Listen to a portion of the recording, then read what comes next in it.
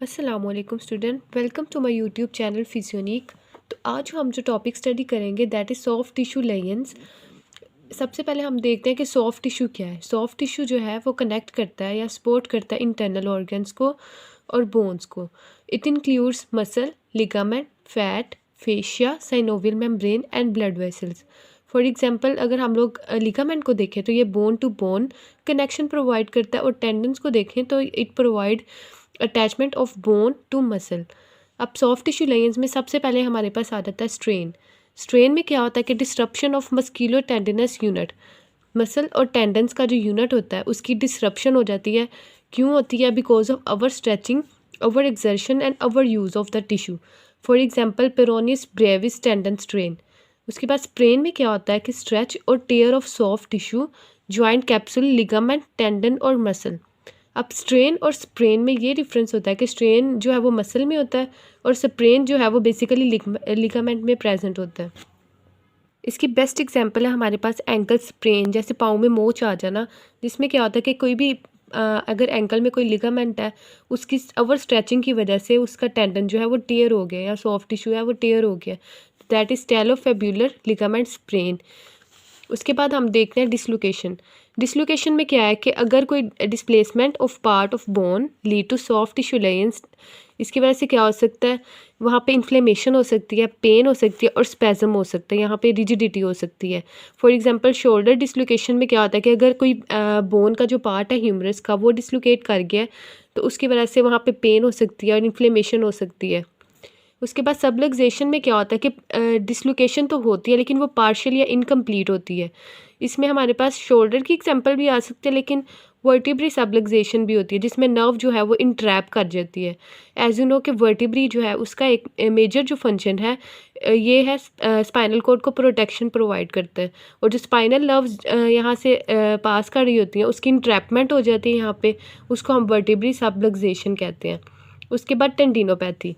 Tendinopathy में हमारे पास आ जाता है मैकेनिकल लोडिंग या फिर रिपीटेटिव स्ट्रेस की वजह से अगर टेंडन इंजरी हो जाए तो इसको हम टेंडिनोपैथी कहते हैं। अब इसमें हमारे पास आ जाता है टेंडिनाइटिस। टेंडिनाइटिस में क्या हो जाता है, इन्फ्लेमेशन ऑफ द टेंडन, जिसकी वजह से स्कारिंग हो सकती है वहाँ पे, या कैल्शियम डिपॉजिट्स वहाँ पे बन सकते हैं।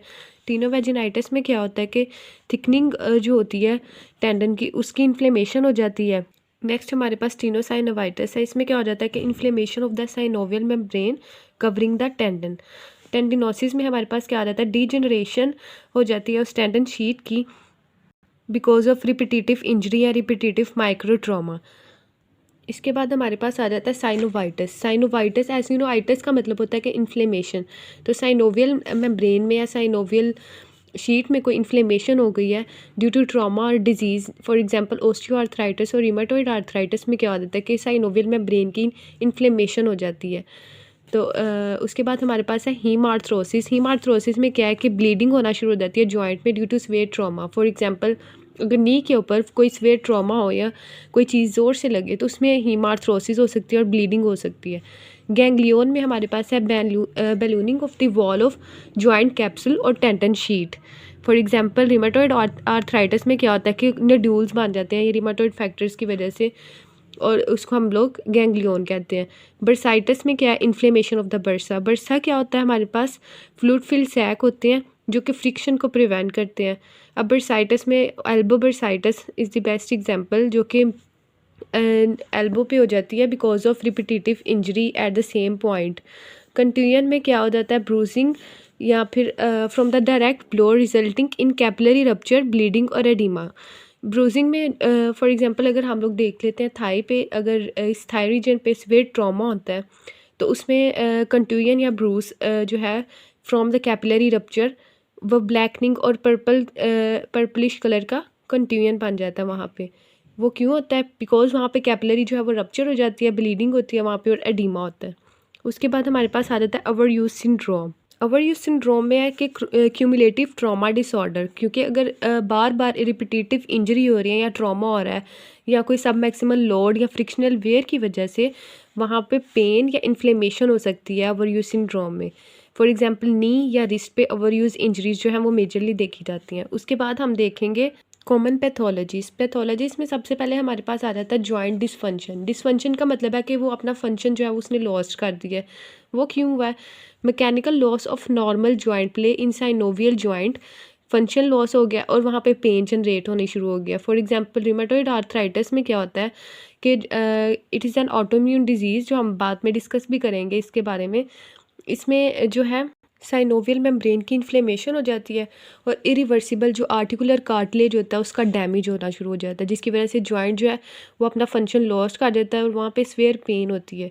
कॉन्ट्रैक्चर अगर हम लोग देखें तो इसकी बेस्ट एग्जांपल है रिपेट्रीन कॉन्ट्रैक्चर। इसमें क्या हो जाता है कि जो हैंड है वो कॉन्स्टेंटली जो लास्ट 2 फिंगर्स है वो फ्लेक्शन स्टेट में आ जाती हैं। इसमें क्या हो जाता है कि adaptive shortening of skin, fascia या मसल्स और जॉइंट कैप्सूल, इसकी वजह से क्या है इमोबिलिटी और इनफ्लेक्सिबिलिटी इन दैट रीजन, इसको हम कॉन्ट्रैक्चर कहते हैं। उसके बाद है हमारे पास एडेशंस क्या है? Abnormal adherence of collagen fibres. For example अगर कोई पेशेंट है, उसको कोई ट्रॉमा या इंजरी हुई है और वो इमोबिलाइज हो गया, बेड रेस्ट पे चला गया, तो उसमें क्या होगा कि जब कोलेजन फाइबर्स बनेंगे ना उसकी सब एक्यूट स्टेज में, तो अब नॉर्मली वो अडेयर कर जाएंगे सराउंडिंग स्ट्रक्चर को, रिस्ट्रिक्ट करेंगे उसकी ग्लाइडिंग या इलास्टिक मूवमेंट को। फॉर एग्जांपल एडेसिव कैप्सुलाइटिस या फ्रोजन शोल्डर। उसके बाद है हमारे पास रिफ्लेक्स मसल गार्डिंग जो है it's like a security mechanism of muscle के अगर कोई पेनफुल स्टिमुलस आ रहा है तो मसल कॉन्ट्रैक्शन होगी और ये गार्डिंग तभी कम होगी या ख़त्म होगी जब पेन का स्टिमुलस रिमूव किया जाएगा। उसके बाद है इंट्रिंसिक मसल स्पैज़म में हमारे पास क्या है कि स्पास्टिसिटी और रिजिडिटी आपको पता है अपर मोटर न्यूरॉन की लाइन से होती है। उसके अलावा सर्कुलेटरी और मेटाबॉलिक चेंजेस अगर कोई हो जाते हैं तो उसकी वजह से भी प्रोलॉन्ग मसल कॉन्ट्रैक्शन होती है और मसल जो है उसमें स्पैज़म या रिजिडिटी हो जाती है।